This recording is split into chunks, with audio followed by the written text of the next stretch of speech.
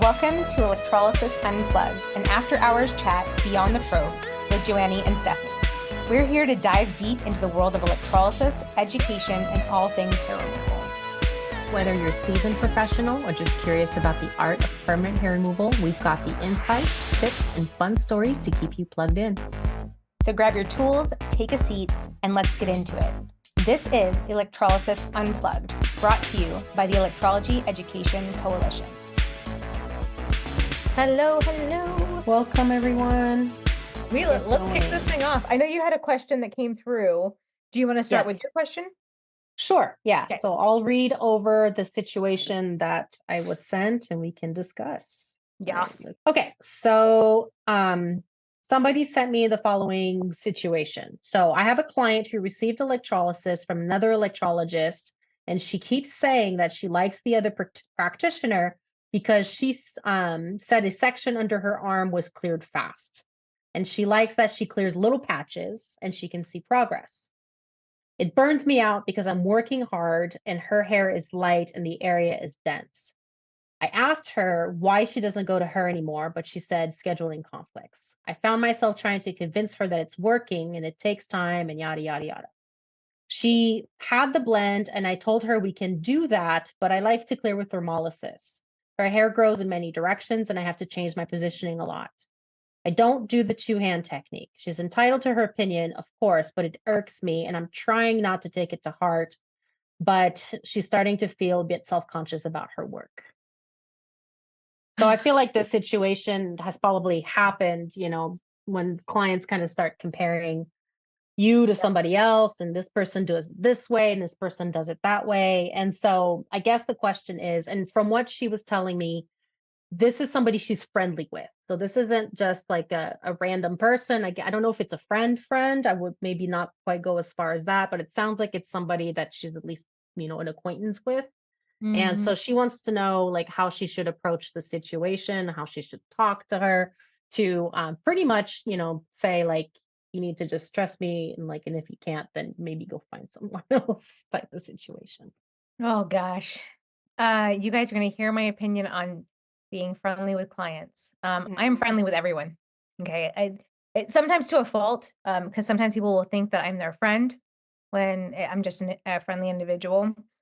That being said, when it comes to client relationships, and yes, of course, you guys will have friends that become clients because they're like, dang, I have a hair removal expert in my pocket, right? But there are some lines that need to be drawn. And one of them, in my opinion, is that if someone is friendly with you, where you feel as though there is a connection there, okay, there is also an additional connection of communication is higher, okay, or it should be. Because there should be trust there, right? If you have the friendly behavior, the trust should be there. But if you've chosen me, you're continuously in my schedule. We've had friendly banter throughout the process, and this is continuous and it's wearing on my soul. Okay. Then the conversation needs to be very direct, and it's going to be one of those moments where it's, listen, we've had countless conversations recently about the differences between myself and your previous electrologist. Based on the fact that we've had such great dialogue in the past, I would like to bring up the fact that this does wear a little heavy on me. I'm a professional electrologist. These are my qualifications. I will tell you that all modalities work. I will also tell you that all techniques work. So single hand versus dual hand. It really comes down to the comfort of the technician and their training space and their expertise. Some technicians are trained to clear, some technicians are trained to thin. It is that training that gives us the confidence to move forward with progress. If you cannot find comfort within me, I do not think that I should be your technician. I do not ever mind being friendly with you. I do not ever mind conversing with you. But once you hire me, it is because you trust me enough for this career to give you the results. And I personally feel that you should not allow individuals, and I'm saying this as a person who literally was a doormat for a very long time, okay? but also a person who's done a lot of help on my brain over that time. They can allow themselves opinions and differences, but to continuously berate your work, Mhm. they do not need to be in your schedule. And it's okay to say no. It does not mean you're a mean person. It does not mean that you're a bad technician. It means it was a bad fit, friendly or not. Mhm. That's like that's my big soapbox on that one. I don't think it serves either one of you to continue on that path, without a direct conversation. Don't skirt around the issue. It has to be direct. Yeah. No, So I that's agree. me. And, so what I had discussed too, is like maybe this client is not meaning to like wound like she obviously is, but the Mhm. truth is like that's kind of the result. It's important to be careful, you know, kind of like you said, becoming friends with everybody that comes through your door. I know that you see them every single week. It's tempting and you have conversations because they're usually there sometimes for multiple hours every single week. And so you really get to know people.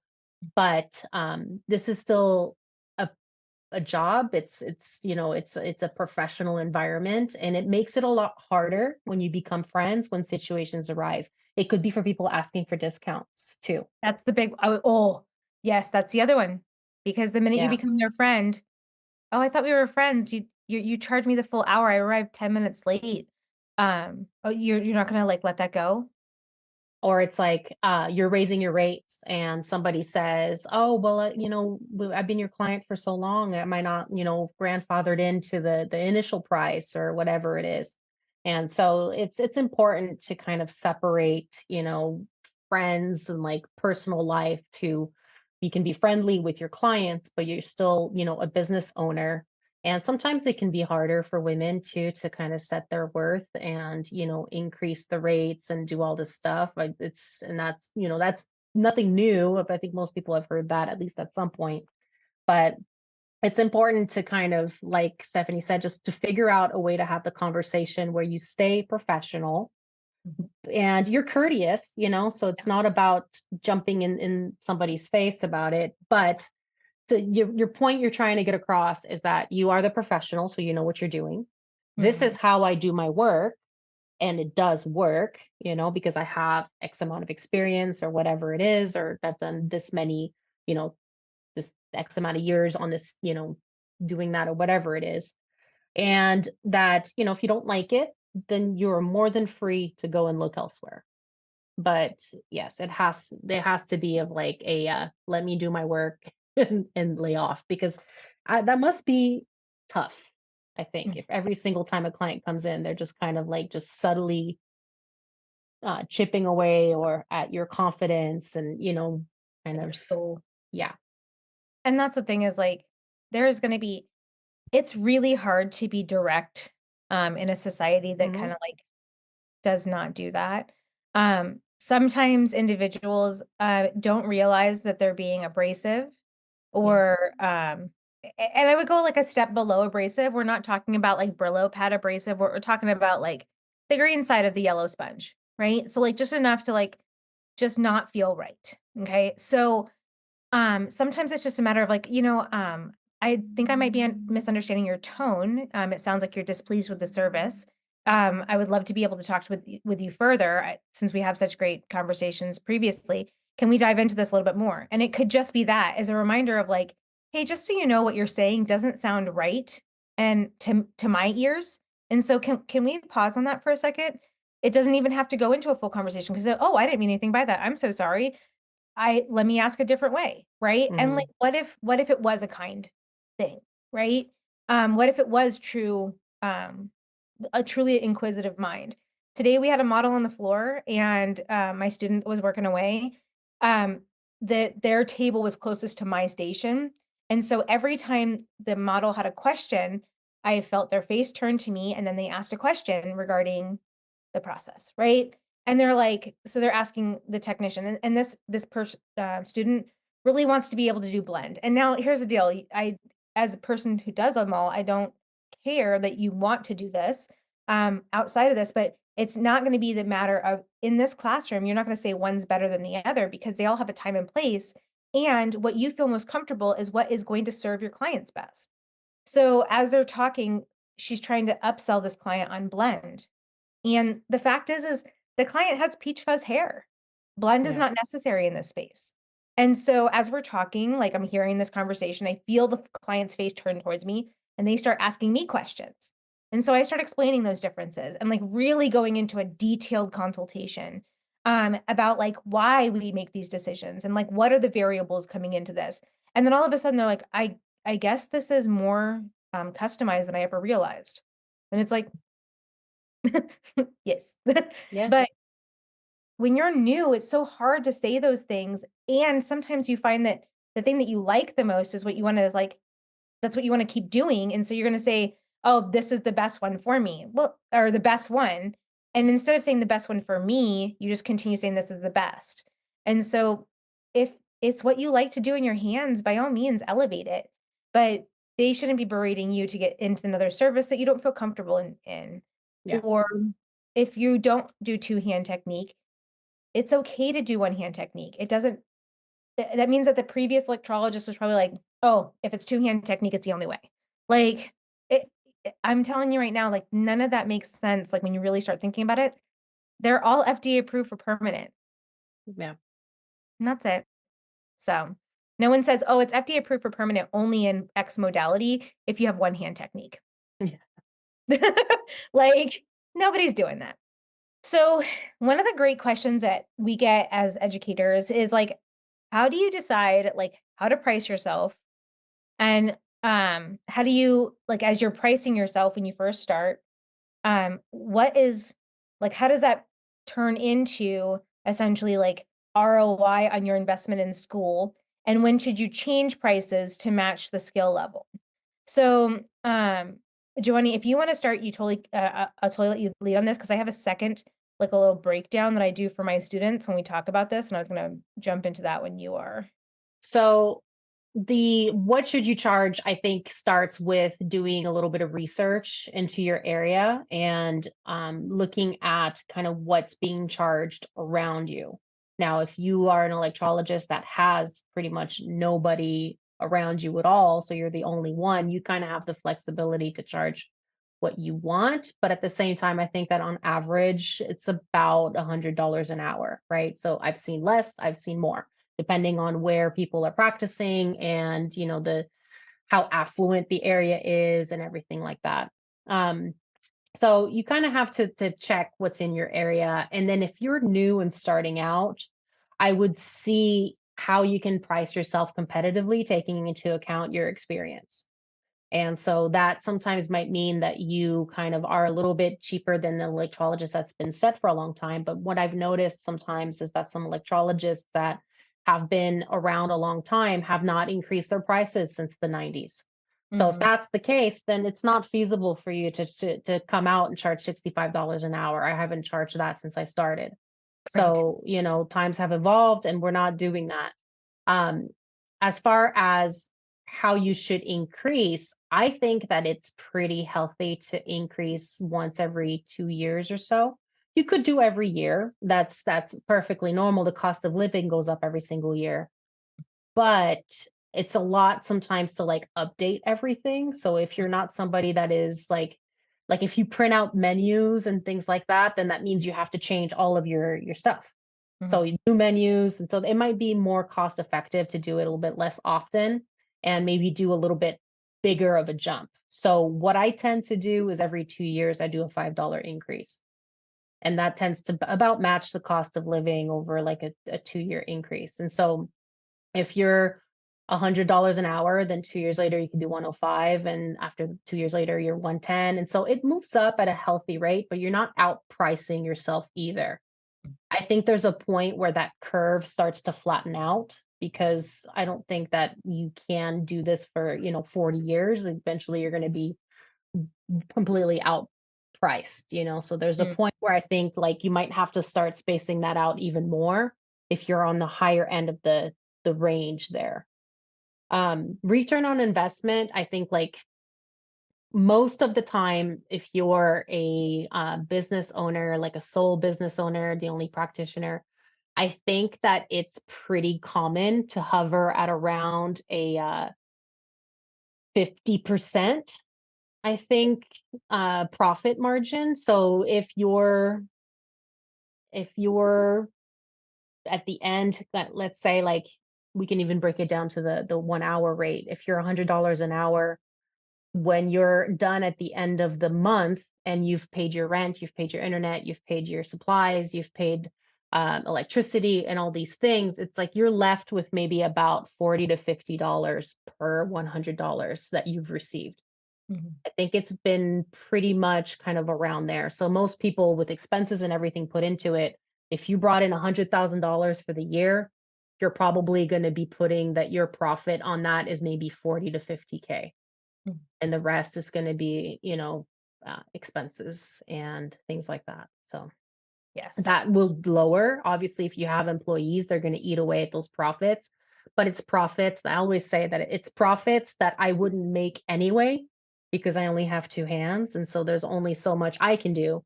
Mhm. So even if my profits on $100 an hour become maybe like 20 dollars as opposed to $50. Well, that's $20 I wouldn't have even made anyway. So it just depends. I think with employees, you're maybe at about $20 to 100. And as a sole, you're maybe 40 to 50, depending on your rent and all these things. Agreed. And usually that ROI, usually if you're pricing yourself well, you're working on uh, growing your business, you can usually see a return on your investment for school and products um, in that first year, year and a half of practice, depending on the area that you're working in. So Hmm.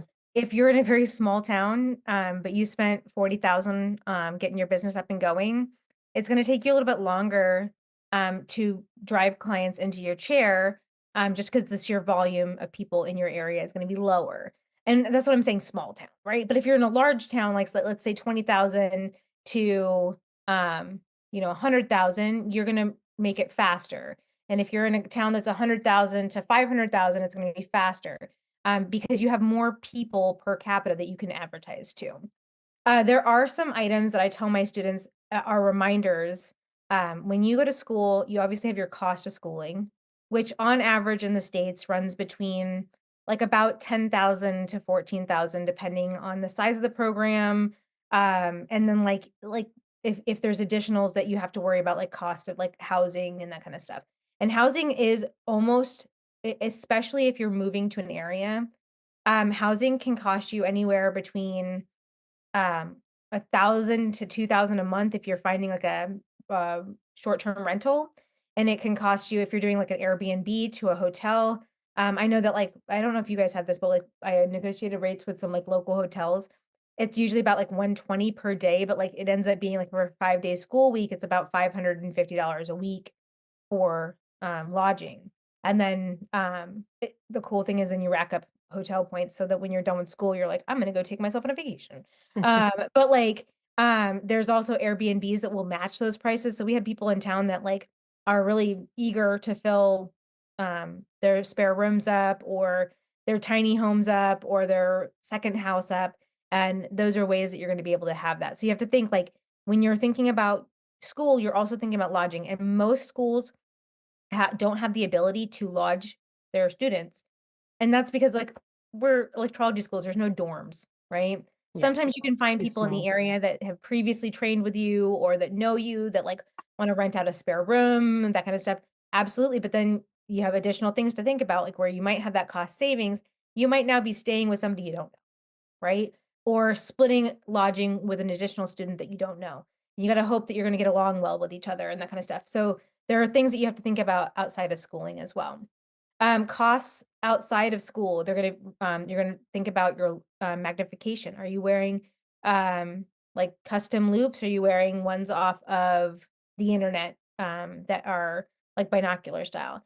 If so, you're gonna be ranging between 75 bucks for binoculars, which are those little adjustable ones that you guys see, like, on my store, And then custom pairs can be as low for a Galilean as $600 and as high for like a prismatic or a Scoptic prismatic ones.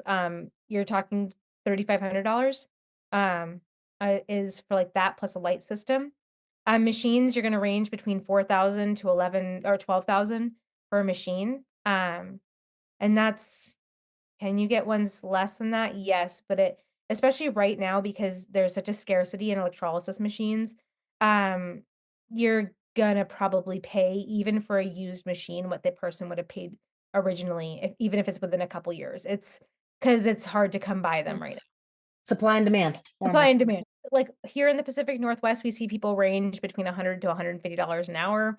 That's doesn't matter really on the size of the town. That's pretty typical up here. If you were working, say, for example, 6 billable hours per day, 4 days a week, your potential gross income could exceed about 120,000 annually. That's if you're working like 6 hours and then how many days did I say 4 days a week. Okay, and so that's you're not even maxing out your body's potential, but you're working consistently hard. That being said, remember we said 50%. So if your gross was 120 at 4 days, what are you making after that? You're making 60. Okay, Mhm. so that's what Johnny was saying. Like you have to remember what that's going to look like. Now, when next month when I talk about the scalability of your business practice, it's going to be these moments of like understanding why having a second electrologist, whether they're 1099 or W2, depending on where you're at, brings in additional income into that space. Whether you're subleasing a room, you're joining a space with somebody, these are spaces where you can start making more money. And you just have to Mhm. start thinking about that. So like when we talk about that on May next month, that's really what we're going to be breaking down. You And then have to think a little bit like, if how much do you want to make net? Like, how much do you want to take home, Mhm, like into your own personal bank account? If that number is $100,000, that means that your business needs to gross about $200,000. mhm. So then you have to think, okay, like there's only so much that you can do by yourself. And so start writing down, like you need to think of other ideas. I mean, if you don't want to take on somebody, then you need to start selling products. You need to, I don't know, get a massage bed that you rent by the Mm. massage, or there's other opportunities out there that could probably drive up that profit a little bit more. Oh, yeah. But yeah, most of the time, an electrologist that is just a sole proprietor by themselves working, like you said, like a reasonable work week is probably going to net about like 60 to 80, Yeah. and that's not what your business brings in. And that's where sometimes I think people like they think that being a business owner, you're just going to be rolling in the dough automatically, but that's not really the case. And sometimes as an employee, you could make pretty close to the same amount, but Mhm. without a lot of extra stuff. So you have to really kind of weigh out when you go out on your own, if you were an employee, if it's, there's pros and cons to both for sure. And I would also say that, like, if you plan on working for somebody else to kinda, like, grow your skill, and then eventually when you're ready to, like, squirrel away your money to become your own business, you have to remember that there also might be some, conflicts there that arise. Many places aren't gonna be like, "Oh, yeah, you can totally leave with that client book if you were a W-2." So and, like, eh, nobody can stop you from making an income, right? No. And they can't and non-compete contracts are very difficult to uphold because that's how you make money. But you have to remember, like, if you are gonna, like, grow yourself, you might not grow yourself with their patience. And Because this there's came up on a previous mentorship hour, and somebody yes. said, like, when I go off on my own, how do I keep my clients? And the important thing is, like, you don't, because the clients don't belong to you. When you're an employee, the clients belong to the place where you're working.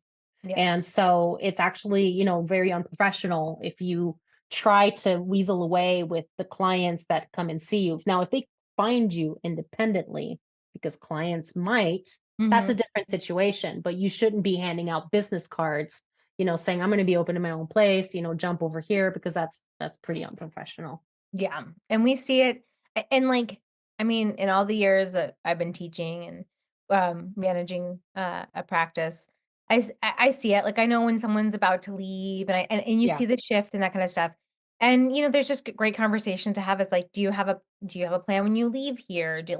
So there can be ways like to set yourself up. I know that like one of the clinics that has me train their employees, what they end up doing is they send the employee, and the employee goes to school for free essentially, but they have a 5-year contract with the business. After 5 years, that person's free of any debt.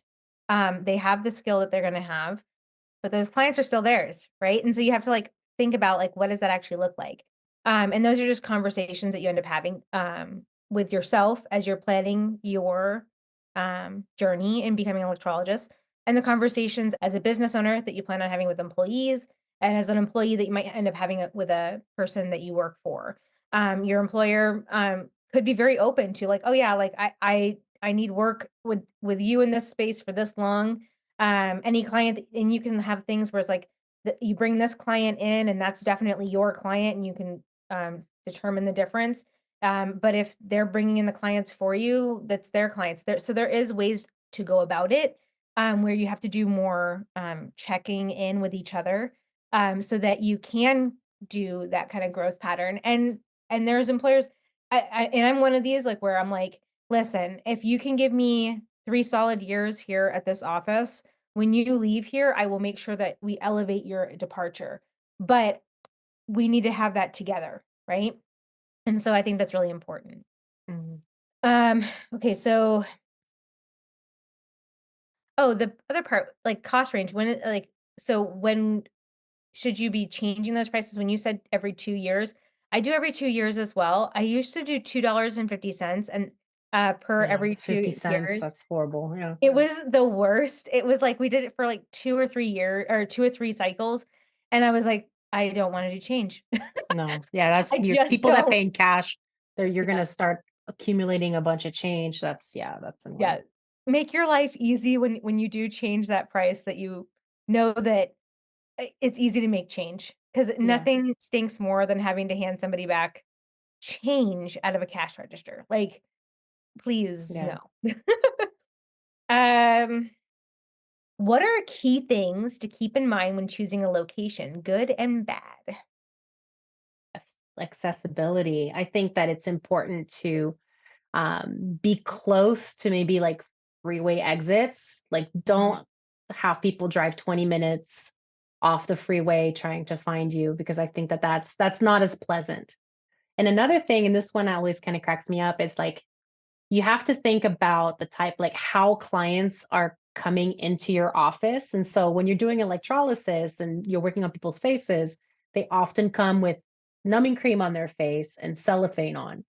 And so I always think about their walk over to the office and what that looks like. And can you imagine, if you're renting out of a mall and the mhm. person has to walk through the mall with like cellophane sticking out from places, or the diaper that they're walking because they're numbing their Brazilian. It's like squish, squish, squish as they're walking around.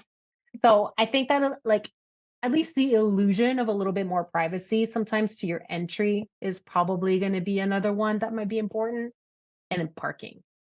I Mhm. know, like, I don't have that issue. I'm in a like a shopping center type of place, and so there's plenty of parking, but I know that there's people in LA that have they're in the city. And so sometimes when you're in the city, I mean, it's like you're right downtown and there's a great amount of people population around the area, but then parking's a mess. And so if you're doing street parking or paid parking or anything like that, that might be an issue too. I'm the same way. Like, you wanna be visible enough. Like, I'm on Main Street in my area, right? Visible enough, but also in the same token, you have to find ways to, for clients that do have to numb, to, do so in a way that is, more private. So a lot of times what I do, because I am on a main street, I have my clients numb when they get here, and then I work on that area the second half of the treatment. Hmm. And that's kind of what I end up doing, when we I will say that the models that come in for electrolysis, they are much more willing, to have, like, numbing cream and goop and chalky faces after, like, post-recovery creams, and they're just like, "Yeah, I don't care, it's free electrolysis." But the ones paying you high dollars are really hoping for some modesty.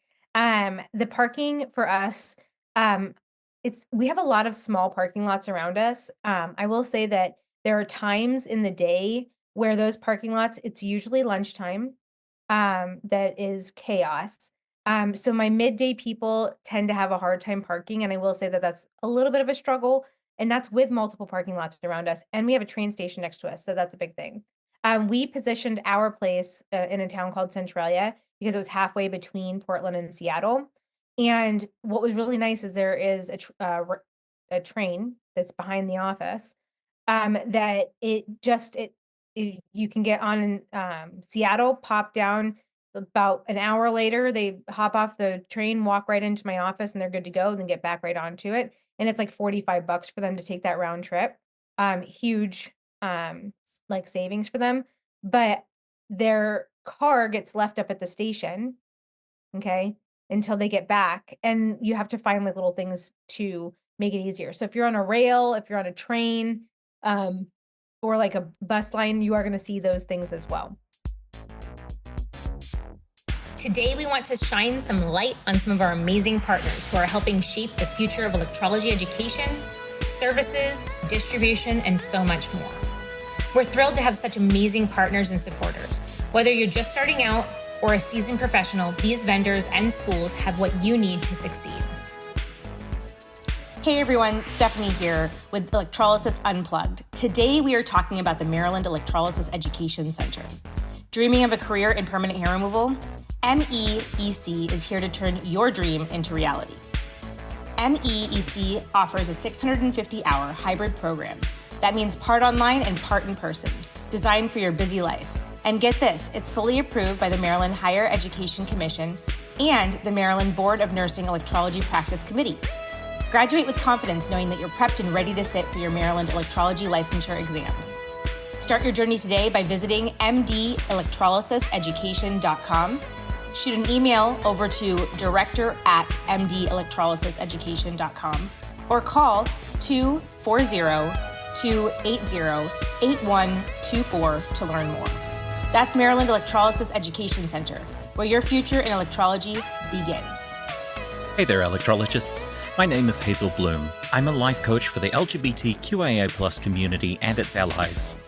As a trans woman, I have done the hard work and introspection to figure out who I am, what I want from life, and how to live authentically as myself. These are universal skills that I can teach you and help you gain the confidence to thrive. Also, I know that the conversations with clients on the table can get a bit intense and beyond the scope of electrology, so I'd invite you to refer them to me so they can get the support they need through a tough time instead of taking that burden on yourself. I'm also available as a resource for you if you just need some assistance figuring out how to help a client or to ask any questions. Whatever you need, I can help. My website is kiwifruitcoaching.com, or you can email me directly, hazel@kiwifruitcoaching.com. Elevate your practice with Silhouette Tone. Known worldwide for their advanced equipment and sleek designs, from epilators to treatment tables, lasers, and more, they provide a gold standard in comfort and performance. Your clients deserve the best, and the Silhouette Tone delivers. Head over to silhouettetone.us to learn more. That's Silhouette Tone, Silhouettetone.us to learn more. Thanks for tuning in to Electrolysis Unplugged. Be sure to check out our amazing sponsors for the best in electrology tools, training, technology, and so much more. Now, back to the show. The second part to this question was, any reason a salon suite type facility is a good or bad idea? We had a salon suite style for our second location back in Phoenix. And it was good for our Botox side, but for our electrolysis side, it was really hard to grow that practice. For us, I think it came down to there were so many cosmetologists in there waxing, Mm. that I did not get the cross referrals we were hoping for. And that's I just also heard that those struggle. places were extremely noisy. They are very And noisy. so when you're kind of in there, like there's a salon. I mean, we've all been into a salon before, and like the blow dryers and the talking and everything. And so it's not also the same type of like Zen environment that I think a lot of us try to create. And when clients are there for multiple hours, you just kind of want to be able to relax. And so I had an ex-student that was in a salon suite, and she was saying that there was like drama between a neighbor and somebody else, but they would always get into fights, two cosmetologists going at it, one of the two like yelling at each other and things like that. So it's definitely a different type of environment, I think. I But definitely think as a new person, it's a great space to be in because it's very exactly. affordable. That's what I was And gonna you have say, a and they make it look cute potential. for you.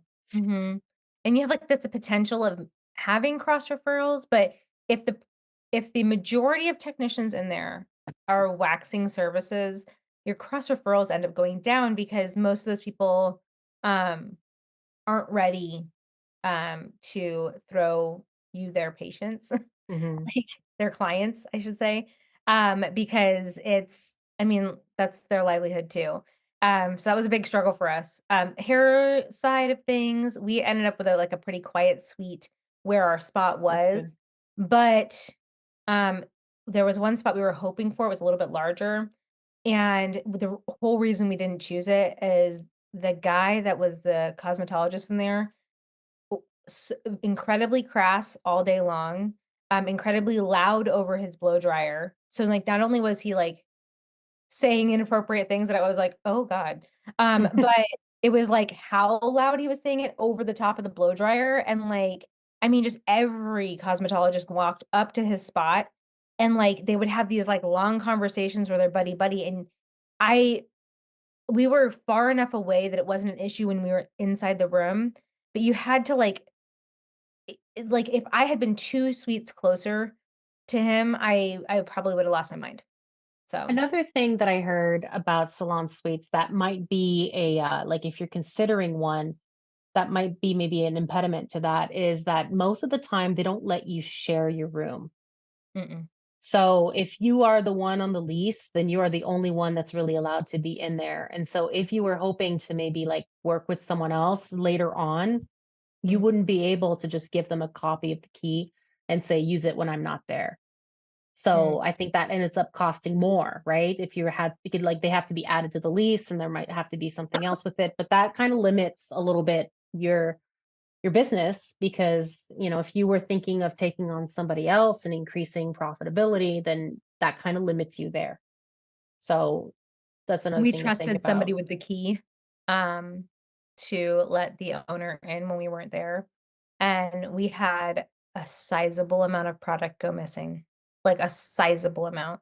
Hmm, And the whole reason that we did is the owner was like, "Oh yeah, they're like a perfect person if you need me to da da da."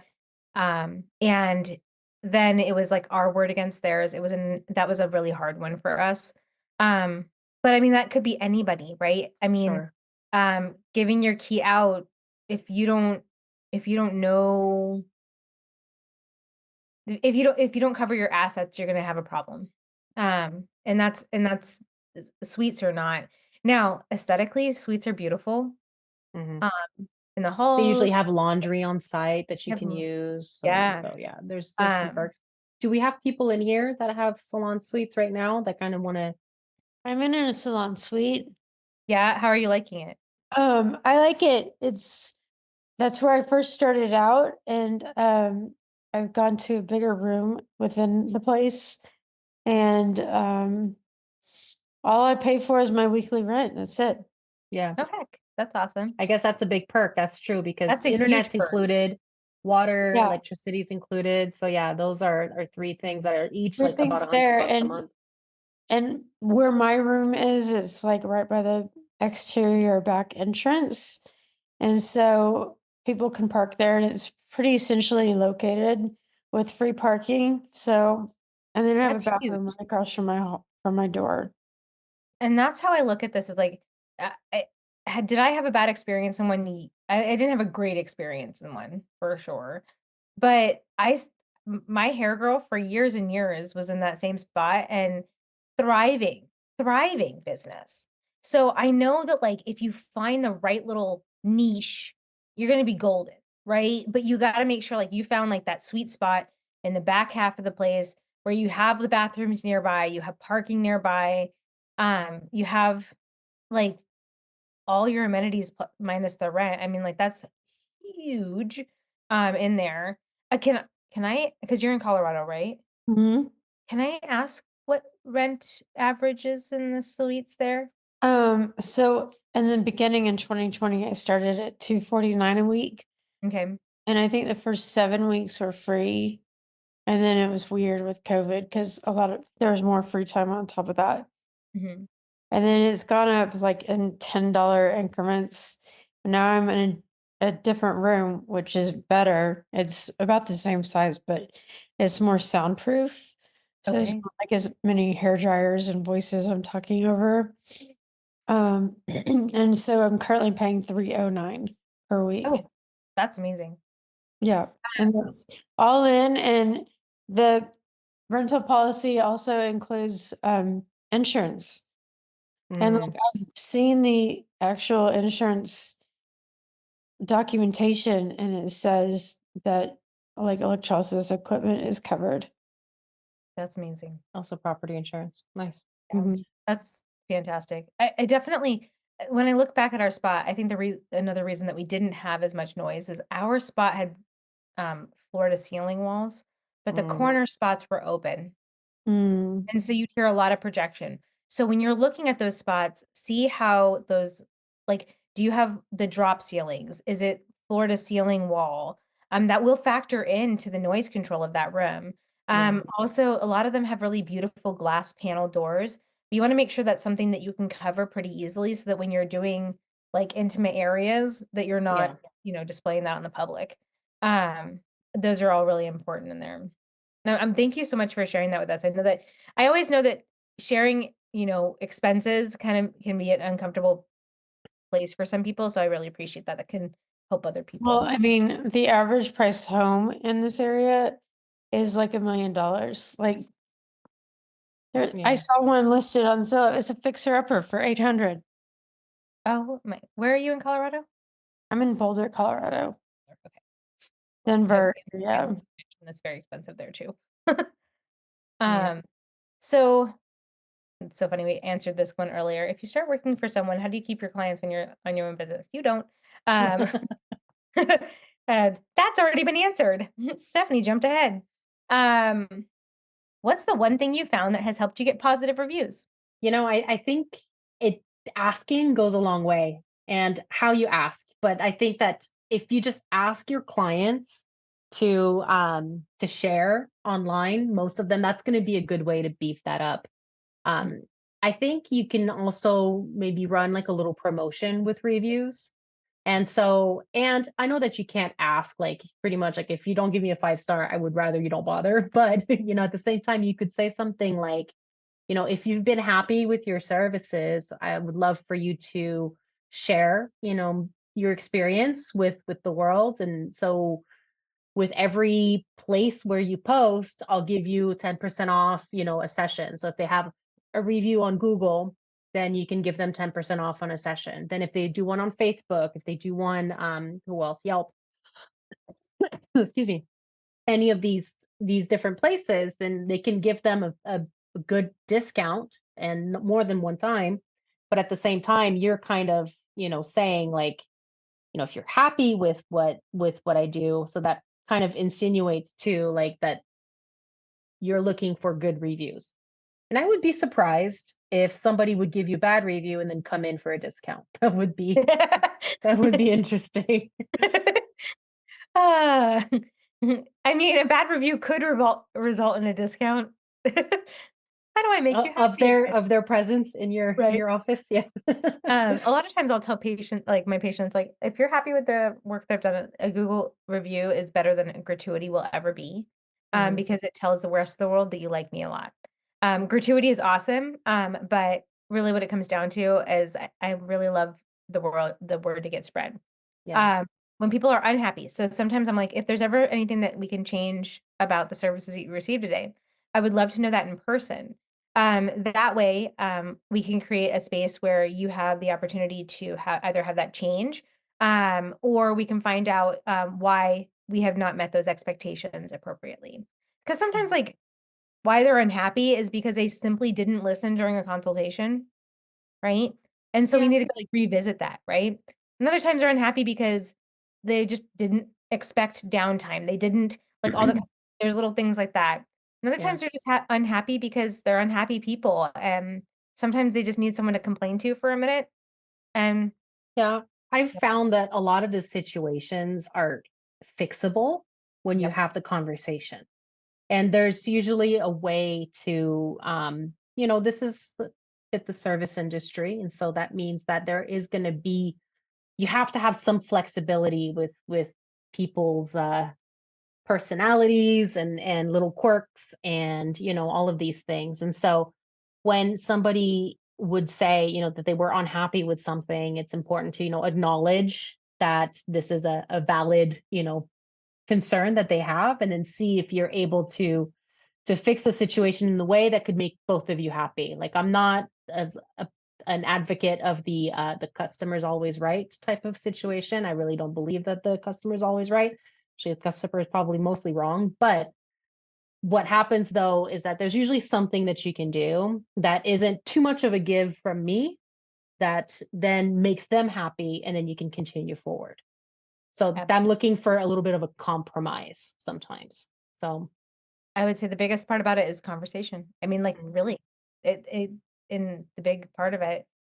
But like, I mean, conversation goes a long way. One of my friends, we've always been like polar opposites, right? I've always been like the bubbly one, the one that was like get the friends into the group, and she was always a more controversial one, kind of thing, like being a little bit more sassy. And so she goes, I don't understand how you're always so diplomatic in a position. And it's like, well, really what it comes down to is I've had to talk to people like one on one for the last 20 years and find out what makes them happy and unhappy, right?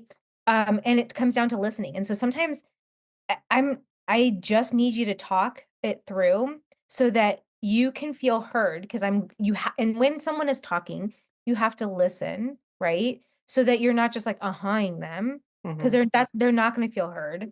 And then internalize what they've asked you about, internalize their feelings, and say, okay, like these are the ways I can change that for you. How is that going to make you happier? I think that helps a lot.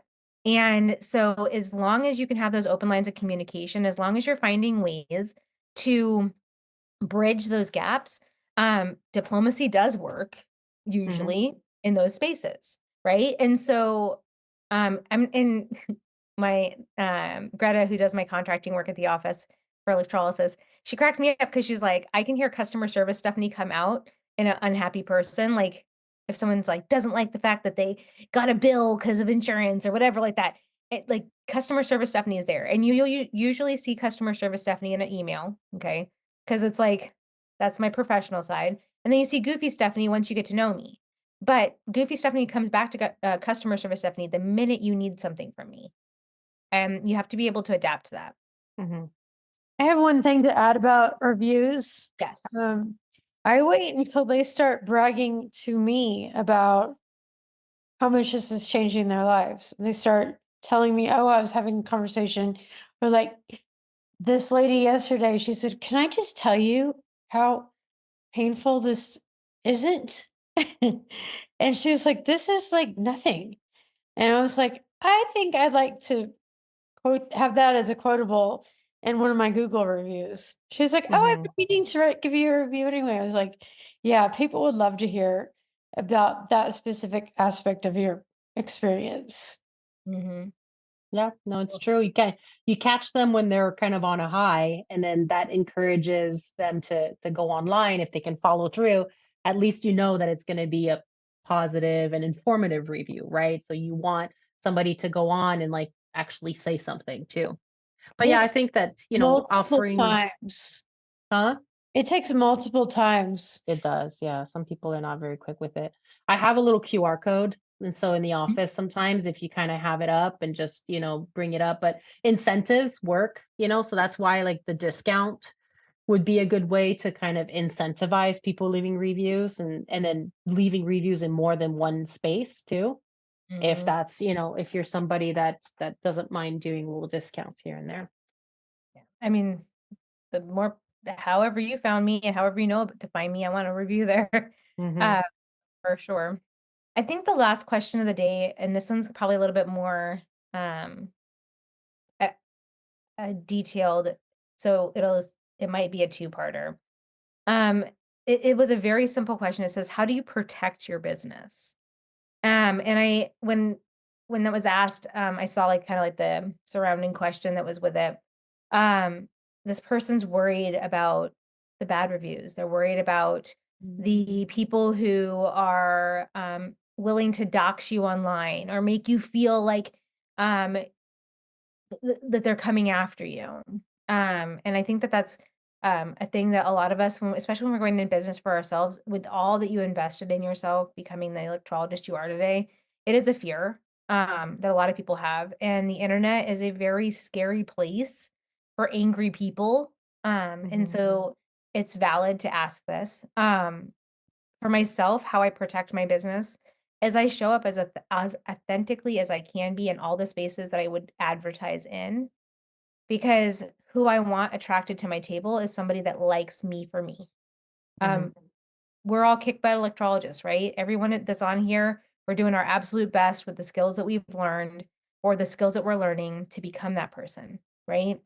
But just like when you guys see me like on my silly TikToks and that kind of stuff, um, if I don't show up that way and I am customer service Stephanie, the minute I drop that mask and I be myself, it changes something within that dynamic that that person doesn't trust as much anymore, right?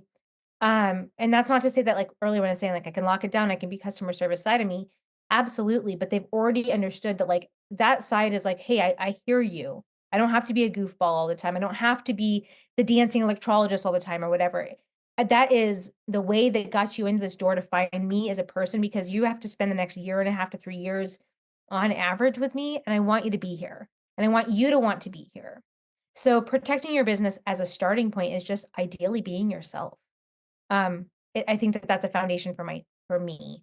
Outside of that, it's ensuring that when something can go wrong or does go wrong, that you follow up and make sure that you have done everything within your power to remedy the situation and then some. If you're able to connect them with a person that can fix a problem that you might have encountered or help them understand the financial obligations that they might have stacked up against them, it's just taking that little extra step to be like, okay, this is everything I could do, and this is one more resource outside of me that you might be able to go after.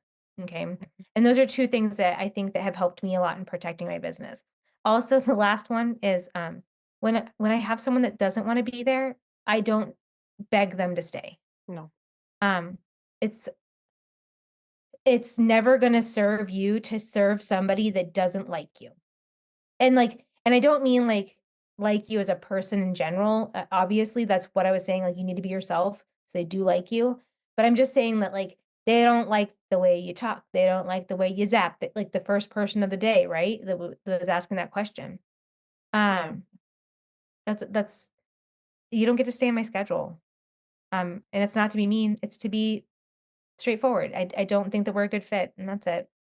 So that's my Yeah. side. What about you, Jake? I think that, holding yourself and your business to a certain level of professionalism is going to be very important. So it's about, not cutting corners and giving people spaces and opportunities to maybe then, be angry with you for a certain reason. So I'm sure we've all received a client from another electrologist that you hear the comments of some of the things that they say, and you notice that some of these things could have been preventable. Sometimes I think it's like maybe like bad business practices or lack of education on the client side. And so a lot of these situations are preventable.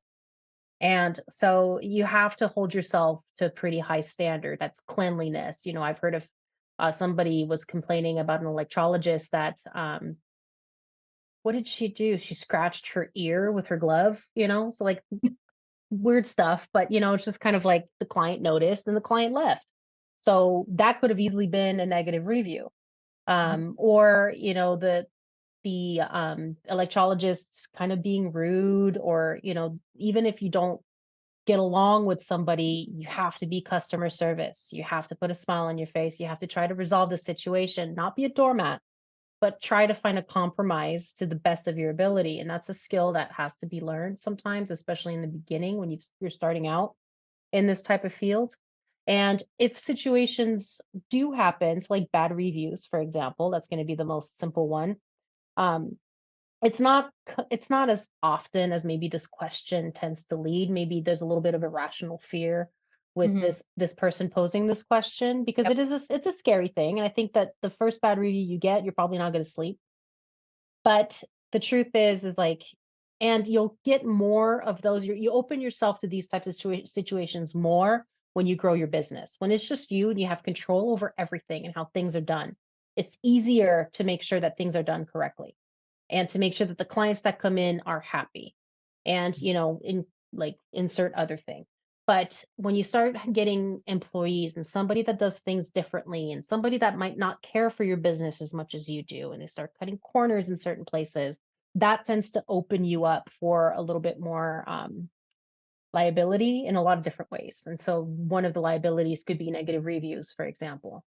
So yeah, the first time that it happens, you might lose some sleep over it. But I think that just like you approach every other situation, you have to put on your customer service hat and you reply to that review with, what it is that you can do for them in that situation, and how you maybe how you would be, how you, like, most of the time I'll say, like, I would like to speak with you about this, and this is how I address the situation. These are the types of standards that we uphold, and blah blah blah blah blah. So there's, use Chat GPT and respond to negative reviews that way. And so there's some ways that you go out there, but I think that people appreciate when there's a bad review, seeing a reply, a Mhm. professional, positive reply, by the way, I should be more specific, from the owner of the business or from whoever it is.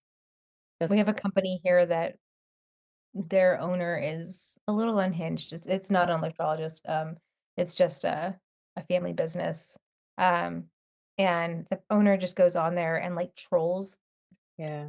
every comment, and I'm just, or every review, and I'm just like, oh, like, this is not the way. And you can definitely tell that there's a second person in the business that will kind of like go back in there and try to clean it up a little bit, but Mm. it's like, don't let that person be the one to respond. Um, so like it, to that whole conversation about like, what do I do when something goes bad? Last week, there was, you guys know that I sell silhouette tone machines, and um, last week we had somebody online asking questions about a machine, and there was a conversation about one of the older models, whether it was 13 and a half or 6.78. Okay. And we all knew it as 13 and a half. And somewhere on the information, on the manual, it said 6.78. So we all contacted our distributor and we were like, what is going on? Everywhere we've learned this before, it's been 13 and a half. Why is it listed as 6.78? What's going on? That kind of stuff. And even the salesperson was like, that's a 13 and a half. Let me go ask. Goes and asks, and they're like, no, it's a 6.78. And so a lot of people like were like freaking out, like, what does that mean for me? And so we had a really great conversation with the students. And it's like, sometimes you get a person that sells you something that they either knew is differently, and then it might have changed, and the dialogue hasn't changed, but communication gets lost in there. And this is where it comes down to, like, I could have had an absolute meltdown, right, with anybody I ever sold a machine to. But instead, I just said, like, let's go for clarity. And then, like, if you guys have further questions outside of what I can answer from you as a sub distributor or as an instructor, then we can ask the salesperson, like, what does that mean, that next part, right? And you kind of tag in your support. So whenever, and I say this because it's like, um, whether or not the machine is great or not, because it is a great unit, and I'm satisfied as a customer, and all of the students that I've had are satisfied from that one. It still is a disruption in what your train of thought, right? What you've learned on that machine is not what you understand on that machine. And, it's unfortunate because sometimes that happens. Like, sometimes salespeople don't necessarily have the full picture, or they have had a change in something and the communication lines didn't happen. And did it mean that your machine all of a sudden didn't work? Or did it mean that the filament that you're using all of a sudden can't conduct energy? Probably not. Okay. But what it means is when you go back and talk to your clients about technology, you tell them you learned something new. Transparency in those spaces is really important. Conversation goes back to that part is really important. So if there's ever those moments where you feel as though, oh my gosh, the world is definitely, the sky is falling, I don't know what to do about this, you can always find positive spaces in there and solutions if you just step back, take a deep breath, and say, what do I know from this? Right? What can I do to resolve this? And it usually ends up being just like a great conversation. And then things pass by and you're like, oh, damn, well, I guess I have a different machine now. Or guess I have, this is different or whatever. And I guess that this client is going to have this modality now or whatever that looks like. It can be resolved, but the quick thinking, the no communication, that's what results usually in spaces where someone does feel less confident and can make you feel like there's something going to happen with your business. But I never want you guys to feel like, well, one, that you're alone in this. Like if you ever feel like, oh my God, the world is on fire and I got to figure this out. This is what this kind of space can do as well, is like when you have those uncertainties, continue to ask the questions, but like those are the things that you would do.